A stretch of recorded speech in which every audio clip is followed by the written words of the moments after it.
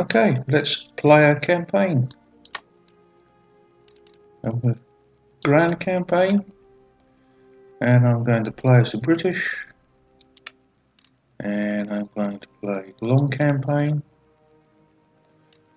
Let's have a look at gameplay options. No battle limits. That's an unlimited battle play. Leave that like that. Now, let's go and start, and we'll see what that shows us. So, long waiting times of this game.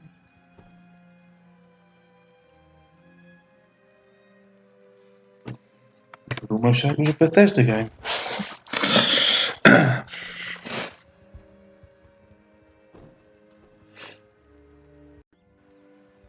Your first priorities as an island nation should be to ensure you have adequate naval defenses in place, as a strong navy is the key to protecting your shores. Beyond that, maintain friendly relations with other Protestant nations, such as the United Provinces, Hanover, Prussia, and Sweden, as the ever-present threats from Catholic France and Spain may require joint action by allies in the near future. In addition to securing your position at home, look to the preservation of your colonies in America and the Caribbean.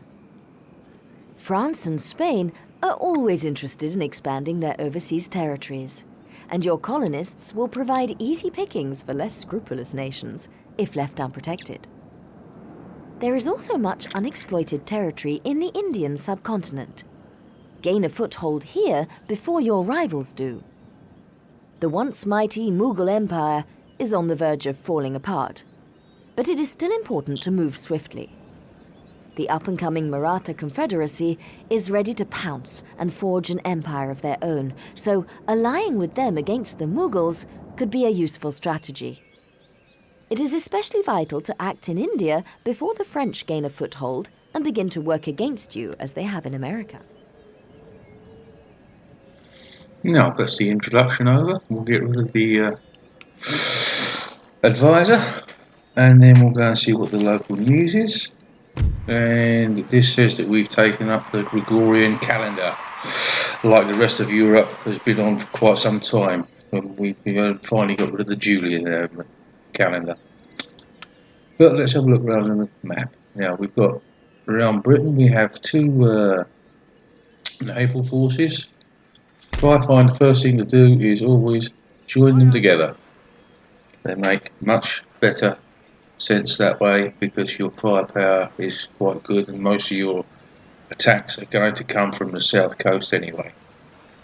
And when you're moving on the campaign map, if you press the space bar at the bottom, then you move faster, which is quite handy. Now I'm going to zoom in a little and we can see what we're doing. We've got here a university, Cambridge University, and we have here a gentleman who is called a gentleman, and that's a scholar actually, and he can also, if you place him within I am the instrument of your will. a university, it will make it so that it produces advances in technology much quicker. Now we've got three types of technology: military technology, which is army and navy. Then we've got industrial and farming technology, and then these are social development technologies. So if you can use these, they can be quite handy for controlling things like satisfaction, how happy your inhabitants in your empire are, and general keeping the peace within your empire. And they give boosts to manufacturing units that produce more taxes or more things for your empire to use in the military machine. Having said that, there is here also another educational institution, and this is Oxford. But as you look here, it's a chapter school, which means it's a religious school. To be honest with you, it doesn't really do you an awful lot of good at this stage in the game, especially in Britain, which is staunchly Protestant and is likely to stay that way for some time. So you don't really need anybody to keep the religious questions under control within your main capital. So we're going to burn this building, and that will take one turn. And then when we come back, we'll go after the next turn. We will then build on this site another university, the same as this one, which will research technology instead of giving religious bonuses to your territory, which at this stage of the game I think is slightly more important to get your technology tree built up as early as possible. Because, for instance, if I look down here, this is the research trees. If I press this one, then I can make movable artillery. The only artillery I can make at this stage is static artillery, so it be placed on the battlefield when you start, and you do not have the option to move it around once battle is joined. But if you can research this canister shots technology, then that gives you access to 12-pounder foot artillery, which can be moved around by horse-drawn tenders to different parts of the battlefield if you should decide that you wish to move your artillery to a more advantageous position. So that is usually what I go for first, because that is something that I want to have the use of. So we'll leave that there like that. And then the next thing I always do first is improve the road system. Because if you've got a better road system, then resources are moved around within your empire a lot quicker and more efficiently, which just gives you more taxes and more resources.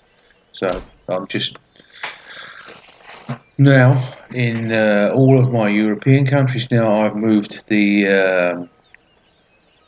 road system up to a slightly higher level. But the thing is, this map is only one of the campaign maps on this in this game. You have basically three. This one in Europe, then this one here, which is the North American continent, and then there is another one. I'm not sure if it's visible yet, but oh yes, there it is. It's the Indian subcontinent, and then go through there, and we're back in Europe. But I'm going to move into the North American continent with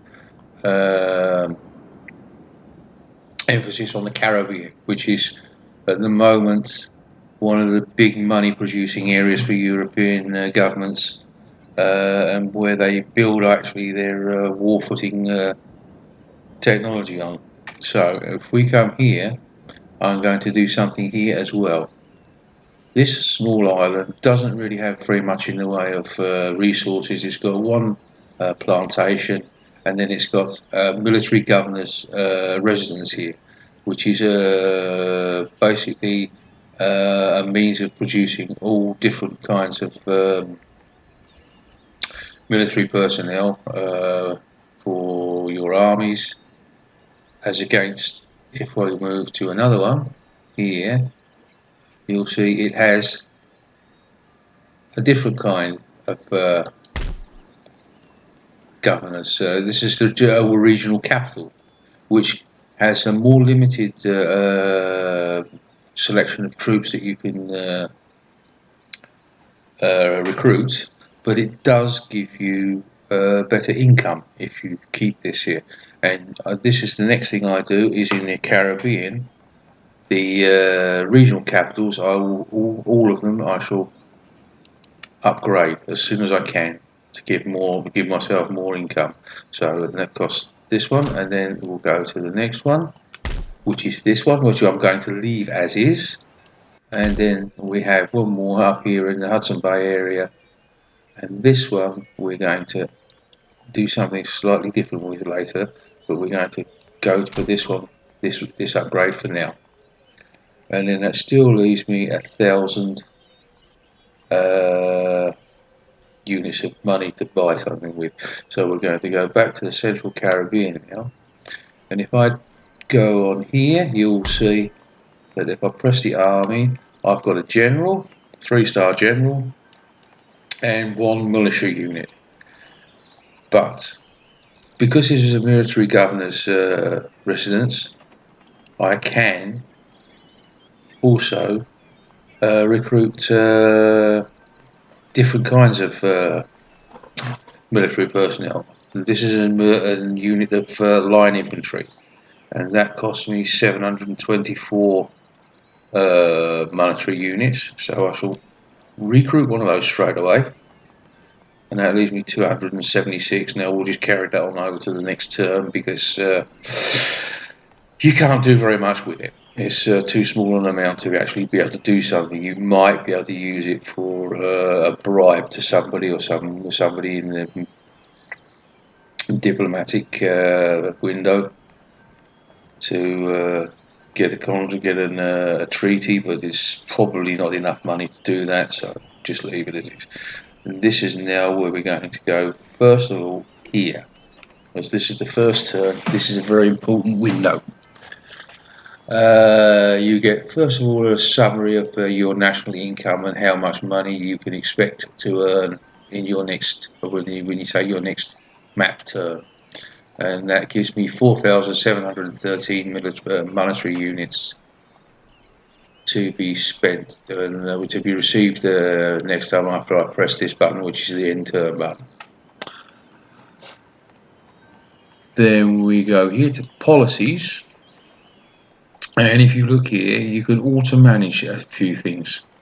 You can do taxes and construction. To be honest with you, taxes is a very good one to auto-manage, but construction I prefer to do myself.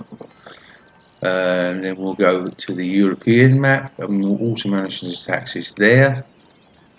And then go back here, so that remains the same. And then this is another good one. We have here now the members of the present government of your faction. For me, this is the British Parliament, and you'll see that all of the ministers have got different numbers of stars next to them, which is an indication of how effective they are. Now, this guy at the Treasury has got an awful lot of different things there, and if you tick on him and then right click on him, then you can see what his different traits are. Something of a banker, which means he's good with money. He's a capitalist, which means he's good in money. Incorruptible means he's going to not be putting the money in his own pocket, but making it stay in the treasury, so my government can use that to finance their different projects. And then click here and he goes away. And this is Justice. That's the Justice Minister. He's responsible for keeping order within the empire. Actually, he's in charge of. So he's the Chief of Police and the Justice Department. And this is the Secretary of the Army, and he's got a fairly reasonable number of stars. And this is the Minister of the Admiralty. This is basically the Prime Minister. He's not got very many stars. And this is the Viceroy of the American colonies. And he has only 3 stars as well. Now the thing is, you get one chance per turn to change one of these ministers randomly for another minister by highlighting the minister you want to change, then pressing this button and getting rid of him. And then another minister will appear here, and he'll have more or less or the same number of stars, and you can take that as a little bit of a gamble to try and make the Viceroy a bit more efficient in controlling the income of the American continent colonies. Or you can do it with the Prime Minister, and that gives you more national prestige. So you can choose this one or this one, but these I would leave alone. But here's a little trick. If we go to the menu and now save the game, so, and then resume the game, bring this up again, go to ministers, and I'm going to say, well, let's do this one, do the Prime Minister first. I want to change the Prime Minister, kick him out. Oh look, this guy is no better than the guy I started with. What am I going to do now? Guess what I'm going to do now? I'm going to reload the game. And then I'm going to do it again until I get the one I want. Here we go, load. And that's our loaded game that we saved just before we kicked out that guy. So now we can reload the game and wait for it to load. This is a time consuming, but it is quite a useful thing to do because it can give you some good bonuses. And how far the game progresses, because until you press that end turn button, nothing is recorded or used to further the game as in any way at all. Do this as often as you like.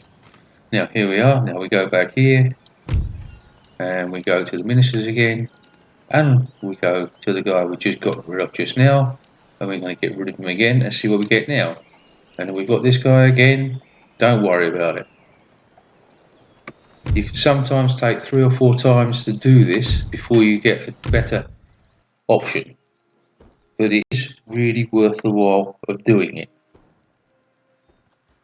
And I'm hoping I'm one now, because I don't really want to spend too much time doing this. I just wanted to show it to you because I think it's a useful little trick to improve your chances. Just talk amongst yourselves, make a cup of tea or something. It'll be loaded in a minute. This. There we go. Another go. Ministers. Nope, still the same twat. We'll do this one more time and then we'll give up. But I really hope it does load this time, because I'd really like to see how this can improve.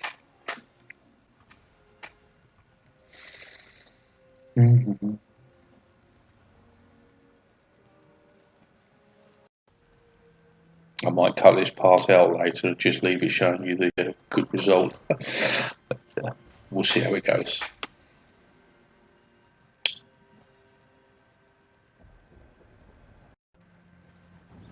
Here we go. Ministers again. Do me proud this time, boys.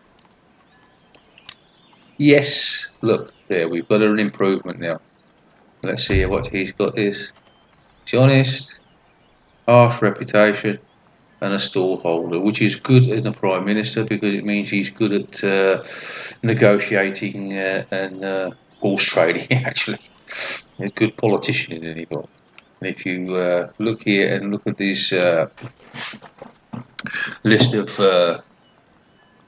list of traits, +1 prestige per turn, +4 diplomatic relations per turn, and +2 per turn town wealth in home theatre. Just that means that the towns and in your home uh, country. Just for me, that would be England. And if you were flying France, that would be France, of course, and yeah, etc. In that particular country, you have a better income, which is all very good. It's an it is anyway an improvement on what we had. So now we'll leave that. And just one more thing to do before we go. Seeing as this is a military government, I have here a trading harbour. Now there are three kinds of harbours. One is a fishing port, one is a trading port, and one is a full-on naval dockyard. Since this is going to be my base of operations for my military campaign in the Caribbean, I want my Navy and my Army recruitment area in the same place. And as I said, this is not a very important island for producing any kind of income. So we'll get rid of the trading port by burning it down, same as we did with the other university, with the religious school. And now this will be destroyed. And when we hit the change turn button, then we will see that there will be an open space here where I can now then put a naval dockyard, which gives me better and more powerful ships in this area. And if you look by England in the European map, then there is already one in Portsmouth, but it takes quite a while to get ships from the other map to this map, so it's better to have one here now. So now we'll change the map.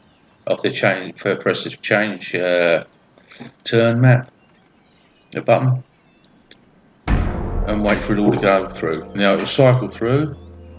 We'll press this button, and somebody's asked us for a trade agreement and a payment of 270 euros, and that comes from Prussia.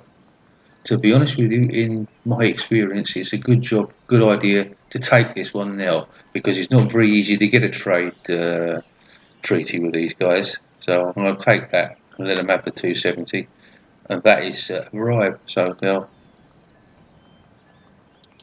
extra income, always good. And here we have another one, and this is from the Ottoman Empire. They also wants to make a trade agreement, and they're going to pay me 610. So I've almost made a profit there.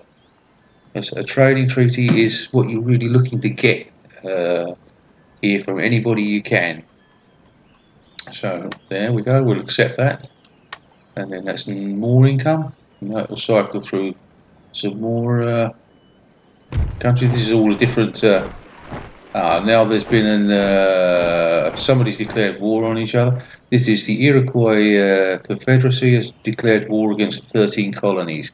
That is actually the core colonies in the North American continent that will later eventually become the United States if and when you win or lose the Revolutionary Independence War, which will crop up sometime in this time frame, unless you manage to keep the colonies very happy, and then it just won't occur. But anyway, I have to choose now if I'm going to join the war on the side of my allies, the 13 colonies, or decline. But if I decline, it breaks the treaty that I have with it. But I would like to keep that treaty. It doesn't really matter whether I actually turn up and help them out or not. If I enter the war on their side, I can let them fight it themselves and hope that they win. But what is a good trick is when I make a technology advance, I can gift them that technology advance for their own war effort. So I can help them by helping them develop their knowledge and technical ability by allowing them to use some of my information. The information that I've discovered in my own in my own way. So we're going to enter on the side of my ally, and then we'll just wait for this. It's just cycling through the different factions, and the dice are rolling in the back from what they're going to be doing, and whether that's going to affect me or not. Now, mission issued: capture regions: Georgia, Cherokee Territory, and New France. If I capture those three territories, then the 13 colonies will become permanently part of my empire, unless they revolt at a later date. So that's a little side mission that I can do whilst I'm following the route of my own campaign. So tick a little button, and that goes back in the archive. Now we have, first of all, a general news story from the Air of the Time. This is Nova Britannia, and it's an exploratory expedition by the Royal Navy to somewhere in the South Pacific. And if you're interested, you can read it, and it's a little bit of information about the area that gives you a little more knowledge, which is not particularly useful within the game, but can be quite interesting. But anyway, so we'll tick that away, and in these little buttons, that means that something's happened militarily on the map somewhere, and it's usually something that affects me personally, or to my empire personally. So let's have a look. War declared. The United Provinces have declared war on Spain. Okay, very good. It's always good for that. These guys, they're the United Provinces.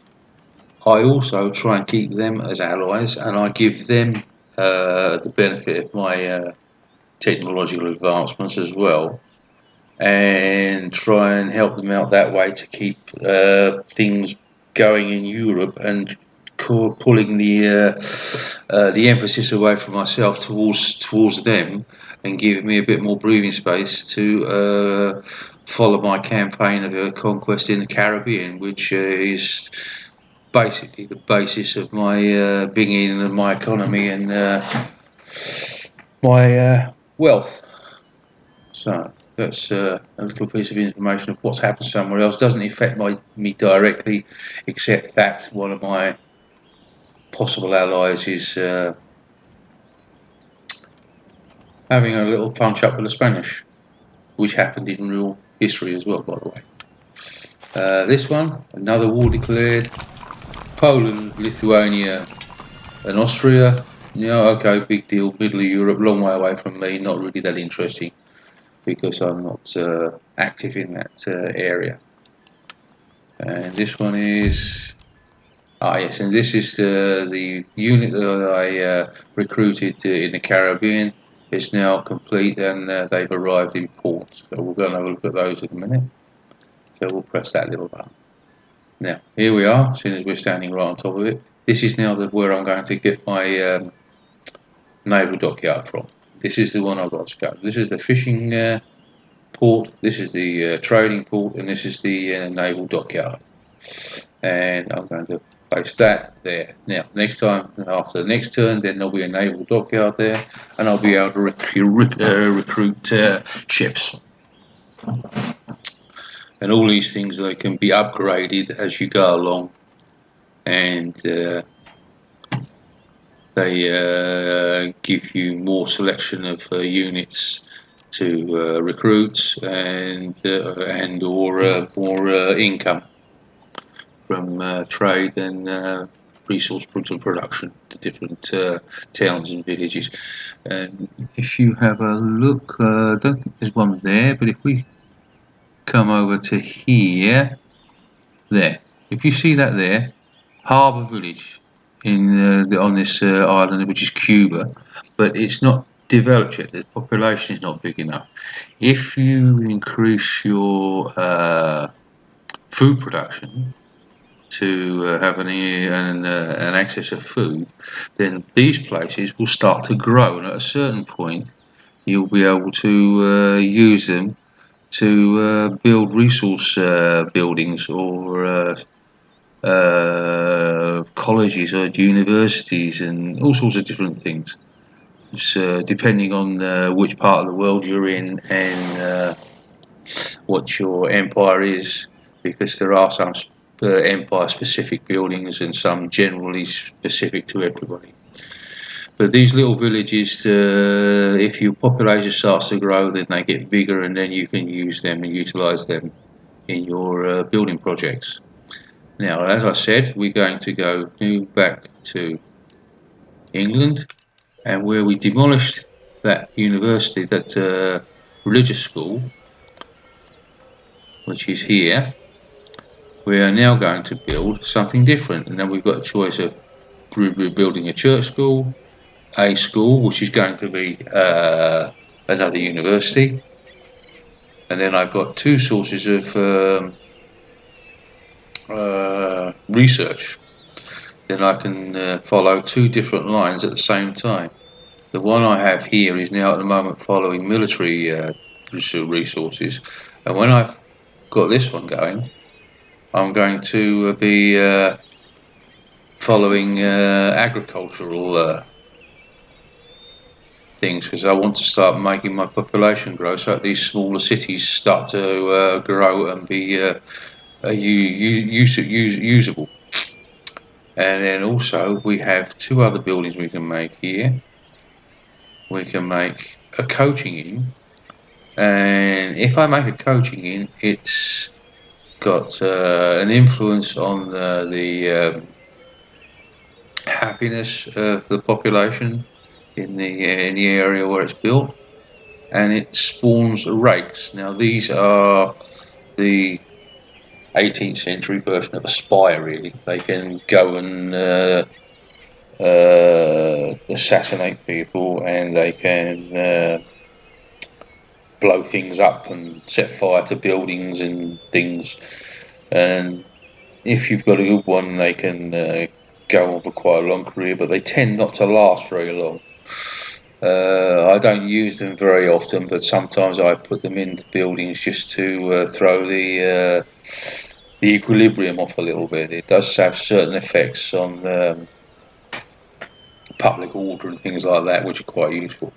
Or I can build a craft workshop, which will later become a factory and then a mill, etc., producing resources. But for this purposes at the moment, I'm going to make a school, and I'm going to develop that along the same lines as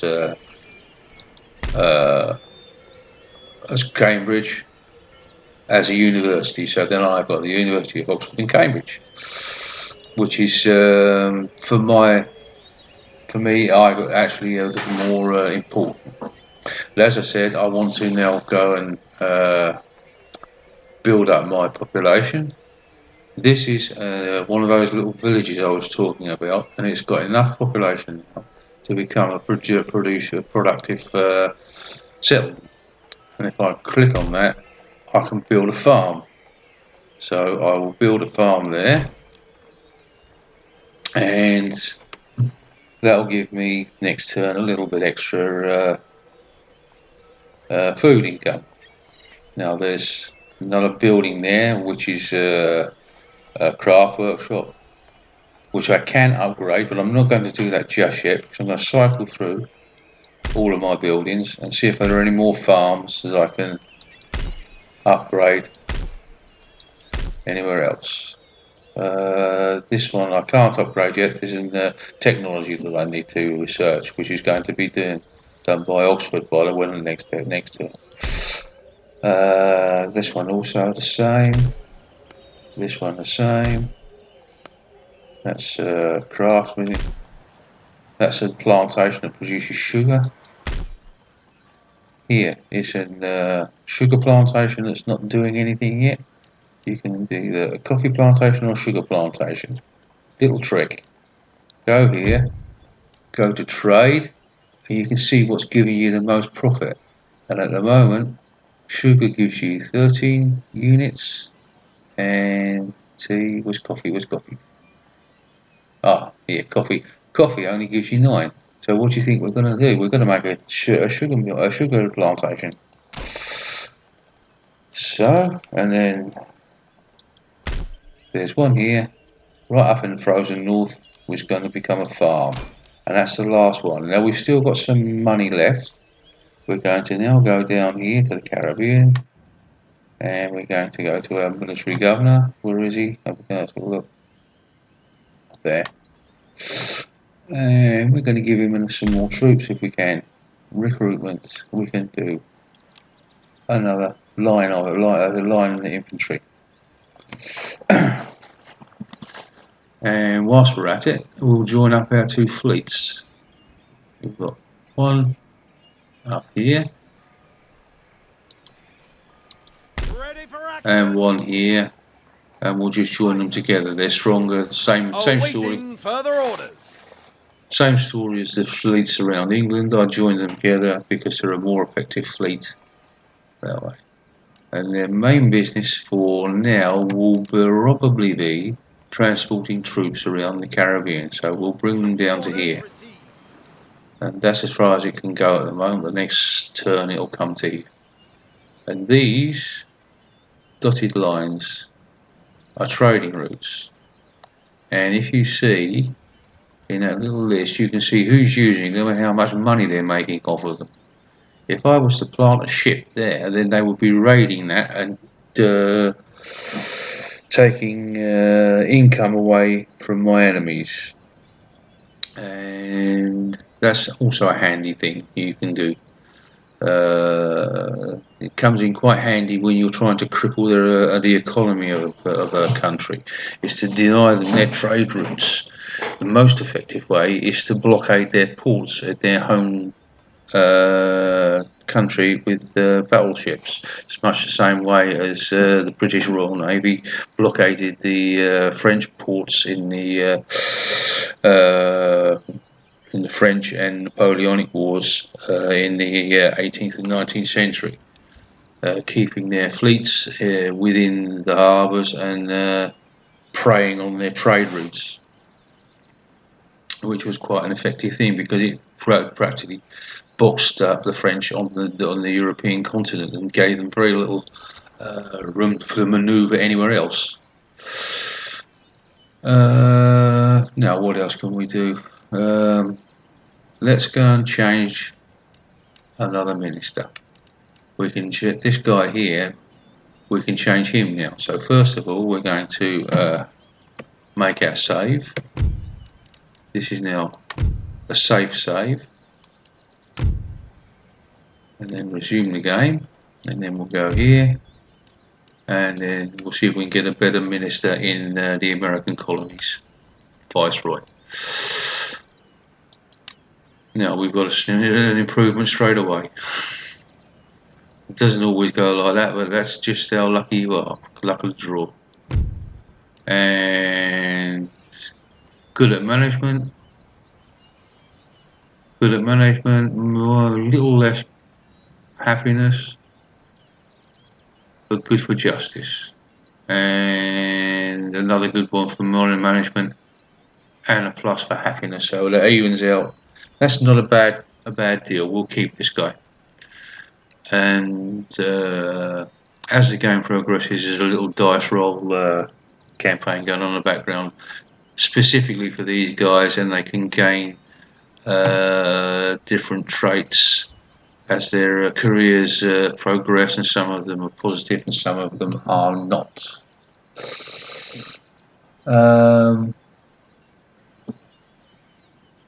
And if they get to be a burden with too many negative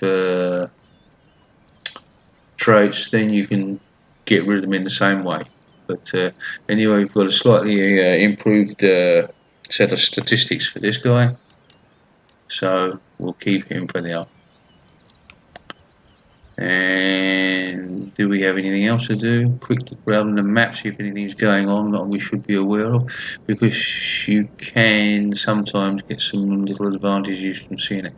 You see, this belongs to the pirates at the moment. This is French. We can't get very much detail. This is a Spanish colony, and this is a Dutch colony. And then the red ones are, of course, British colonies. And here we have the 13 colonies, all the way up the coast here, up to the top. And then here is the beginning of the French holdings of Canadian holdings. And you'll see here the Iroquois, and here the Hurons, and here is the Hudson Bay Company doing its thing up in the northern Canada. And it is Northwest Territories at the present moment. It seems to belong to nobody. That is also something you might consider doing, is making a ship here, one unit of troops, which will be one of these, or a Hessian mercenary. But to be honest with you, the mercenaries, I'd keep those for your main army and just use these guys, the colonial militia, for those sort of little jobs. We have an army. Yeah, we have an army there, a pikeman and a ranger. These pikemen, they're sitting in most of the cities at the beginning of the game, the first turn of the game, but really they're a hangover from the 17th century, of 16th century, from the pike and musket armies of the period, and they quite quickly disappear after the first couple of turns, when people start building large numbers of line infantry and skirmishers and cavalry, etc. But we'll leave that as it is. And then just another point, if we go here, it is a trading point and a port, and I'm going to leave it because it's quite a lucrative trading port actually. It can produce some naval units. It can produce brigs or sloops and Indiamen, and these Indiamen guys are quite handy for another reason, because if you want to boost your trade, you can take a crowd of these Indiamen, and you can go to special trade theatres. I'm not quite sure if yes, I can show them here. Look. This is the Indian theatre, this is the European theatre, and this is the North American theatre. And here we have trade hubs. And this is the East Indies, Straits of Madagascar, that's then East Africa and the Indian Ocean. And then this is the Ivory Coast. That would be the slave trade for all at the beginning of the 18th century. And then here we have the coast of Brazil, and that is trading with the South American colonies of places like Portugal and Spain mostly. And yeah, they're a good way to sell any slaves you have. But you don't really see the slave trade in this particular game. There are other games where it does show up. But in this game, it's just sort of a background thing, and it doesn't really have anything to do with it. So, if you look here, you have a missionary. He can help you with changing people's impression of you. For instance, if we come down here, right, By your leave. make that his target, he'll happily toddle on down here as I play the game and come down to this area here, and it is the main capital of the Hurons, and he will sit there converting them to Protestant religion instead of their Native American religion, and it makes it a little bit more easy to deal with them. If you come in and conquer them later, then they're much quicker to become good little citizens and not rebel and try and get away from you.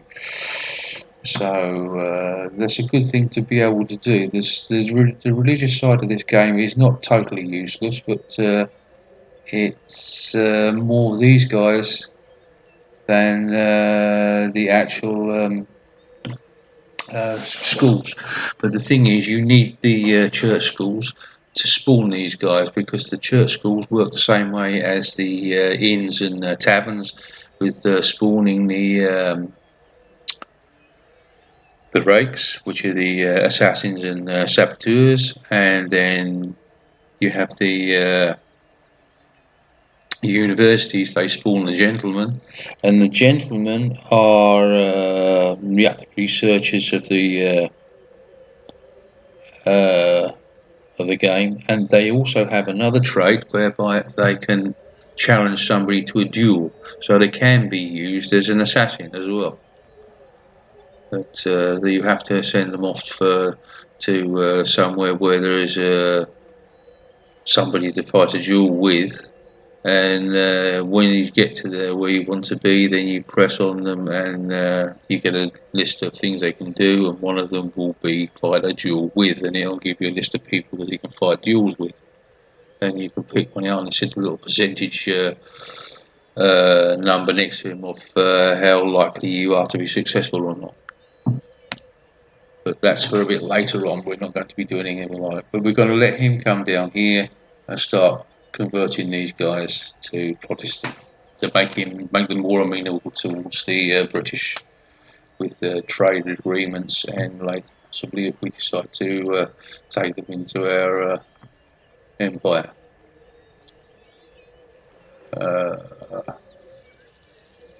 No, that's it. Okay, we've only got one university now. We've got to make another turn change first for that to come into effect. That was that one then. Now we'll take the turn change again. There we go. And then this is cycling through all of the different moves for different factions. There are two ways to watch this. You can either see the flags flashing forward, which is quicker, or you can get another version where you jump all over the map and you see troops running around on that. But it's a little confusing and it's difficult to keep track of actually what they're doing, so I'd usually turn that off just to get through the turn quicker. Now, this is our news item for this turn, Captain Kidd Pirate, and his capture and subsequent hanging. Now, this is a military, war declared, Prussia and Austria, let them get on with it. Now, this is a construction report, something I've built, and that's 2 farms, see? And then another unit recruited. Now I have 5,000, almost 5,000 monetary units. We can do something with that. We can now go here and back to our military governor guy, and we'll go here, go to recruitment, and we'll take another 2 of those. That'll give us, now we'll take 3 of those. That'll give us 5 units of, alright, yeah, 5 units of line infantry, which is a good number to have. Then you can have a front line of 3 rows and 2 regiments in reserve, or some other combination. Let's, whilst we're at it, manually move this down here. Underway. Still and shipshape. We look here, one more turn, and then our military, then our naval dockyard will be ready.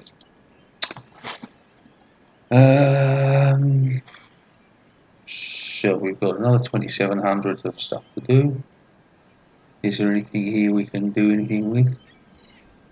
That's nicely working away. This is working away. There, we can do nothing with it at the moment. That's not ours. This is all right. Have we got anywhere else? Ah, here, look. We can do something there, or we can do something there. We can either upgrade this fur trader, or we can go here and make another fur trader. Let's do that for now. Now we've got two fur trading places here, and if we've got enough money, we'll recruit that guy. We'll go here. Can we make a ship? Yes, we can. We'll make a sloop, and then we'll move him up here and see if we can capture this area, because then we can make some more fur trading cities, towns, villages, what do you want to call it. And then we go and see what's happening in Europe. Still not much. Your Majesty? Now look, there's a pikeman here. We've not really got much use for him as he is, so we'll deposit him here in this Immediately. harbour. And what that will do will make it more difficult for enemy shipping to blockade our harbour, because there'll be a military presence there. Is there anybody here? Yep, there's another one. And we'll stuff him in there. Forward. And then this is our spy. We'll put him there. Another mission. Navy, take out the sloop. Yes, ship's orders. Fast At your service. and light. And then we'll come over here. Set sail. And Jump to then it and look lively.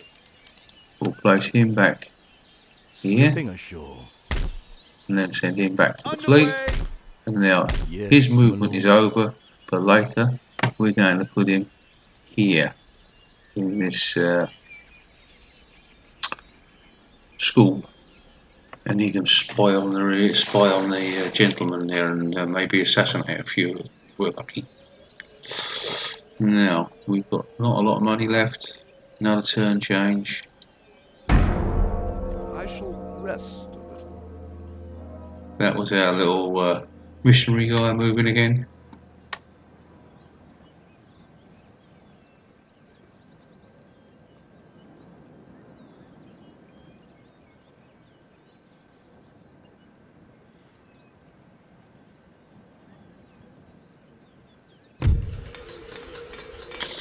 Ah, here we go. We've discovered technology now to produce mobile cannons. So there we go. This is the discovery of smallpox inoculation. Construction. Our roads are built. Two of our governor's houses have been updated. There's the sugar plantation, and there's a shipyard. That's it below it. That's my recruitment list, and this is traits gained. John Lake, expert purser, that's minus 4% upkeep cost for all naval units, minus aim morale in battles. George Clark has gained a mistress, +1 happiness mobility. And then Benedict Thorne has got a well-connected mistress. Good for management in the treasury and administration, and good for management for justice and administration. Okay. All in all, fairly positive. At once. Yeah, let's got him inside the capital now. That's working away. Now let's get this still sorted out. Here we have the militiaman. Any further orders? Here we have a sloop. Haul away. He can go on there. Orders received and understood. March. Now, go here, him, and now he's the ship. And we want him to come all the way up here to there. But we'll drop him up there for now, and then move him later. Because we're going to try and take this place. This is just a gamble, see what's going on here, really. Then we'll go down here to here. And you will see that we can recruit cannon. We'll take 2 of those. And then we'll go here. And that's at the moment researching this technology for grenades, but that's not the one I want them to do. I want them to do that one first, and then that gives me access to Colonial Dragoons, which is a fairly quick and useful cavalry unit, which can also double as line troops. So we'll do that, and then that leaves us another 36 units. We'll see if we can upgrade anything again.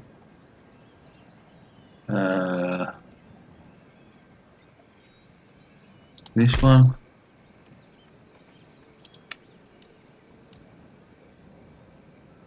Wait a minute. No, there's something else I want to do first. I want to go here. This is a special place. This one up here, although it's a trading area, I want to make it into a military governor's residence. The reason being is I can produce another army here and then send them down this way and attack the back end of the French holdings in a surprise attack by coming out of the wilderness, which is quite a useful thing for me to do. And then I've still got 1600. Let's go and see if we can put some troops or improvements in Europe. Oh, wait a minute. No, that one can't be done. Okay, now let me go to Europe, and I should think, yeah, there we go. The governor's office in Ireland can be upgraded. Out of London, nothing at the moment. And here also nothing. Let's have a look.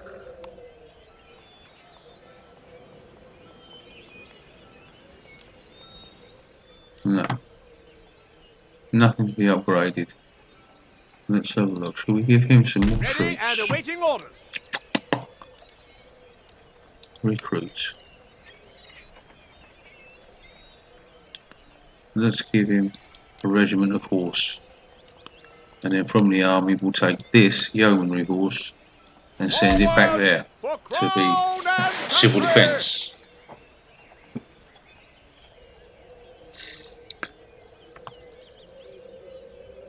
Now if you look here, there is also no, there's nobody there. Ready for Ah, here's the pikeman. We'll drop him there in. We'll drop these guys in the capital of Ireland, and that makes that all protected. Now, and then we'll wrap it up there and come back at another time. Save and exit to Windows.